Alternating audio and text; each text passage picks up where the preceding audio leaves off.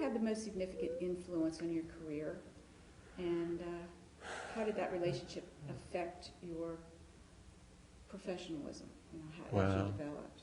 Well, a mentor? Yeah, well, I have many. I'm lucky to have many, and I'm a mentor to many. And I think that comes from the fact that I would be hard-pressed to pick one, but I can. A few. Yeah. Well, I go back to people in my childhood who always encouraged me to do things, and things that you know, they probably were amused about, but they saw that there was some creativity link or something there, so they were encouraging me to do crazy things. So the local newspaper editor, who when I was 11, 12 years old, said, "Why don't you write a guest column for the newspaper?" And I wrote these crazy, you know, thoughts, and then, you know, and she said, you know, you ought to just continue that. So that's why I decided I want to be a newspaper reporter when I went to college. And then in college, I had a couple of professors. Claude Billings was one of my professors. And Claude just kept saying, you know, just kept pushing me where the opportunities might go within journalism for me. And then after I went to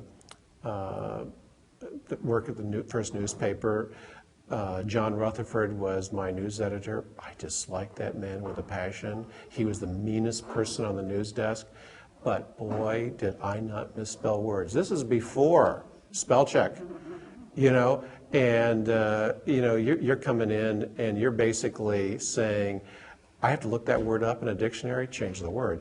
And so if you misspelled or anything, or if you had a fact that wasn't right, but I look back at John as being a huge influence.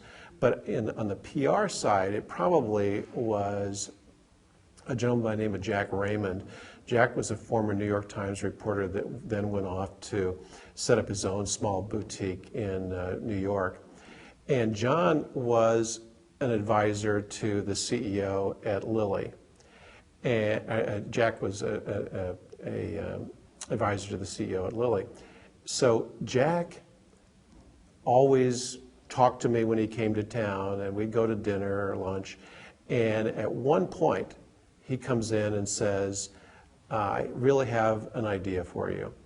You're in Indianapolis, Indiana, a fairly small market. You have essentially the top PR job that you're going to get at Lilly. So you need to get into a broader network of PR to be discovered in this profession. So let's keep our ears open for opportunities in New York. And so that then led to my getting a job at Pitney Bowes as Director of Public Relations. And Jack and I stayed in touch for years and years. And as a matter of fact, I talked to him, I called him about 2 years ago, and I decided to go on this little tour of thanking all of my mentors that were still alive. And either in writing, or I would call them, or I would go have lunch. So I was going to New York, and I had lunch with him, and I thanked him. At the time, he was in his late 80s.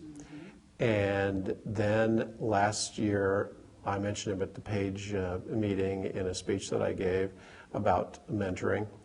And I sent him a copy of it. He called me, and we had a great conversation. And I'm glad we did that, because I just heard from his wife about 2 months ago that he died. And I feel better having said thank you when I did than wishing I had. Which of your accomplishments are you most proud of, and why? That's the toughest one. I think that probably, if I call it an accomplishment, it's all of the people that tell me that I've helped mentor them. And I think looking at where they are in their careers, and I wouldn't look at some of them as having been a mentor to them. John Harris, who now heads public relations at Sara Lee, or Ann McCarthy, who heads PR at Western Union, a whole number of people who are now in leadership positions in corporate America.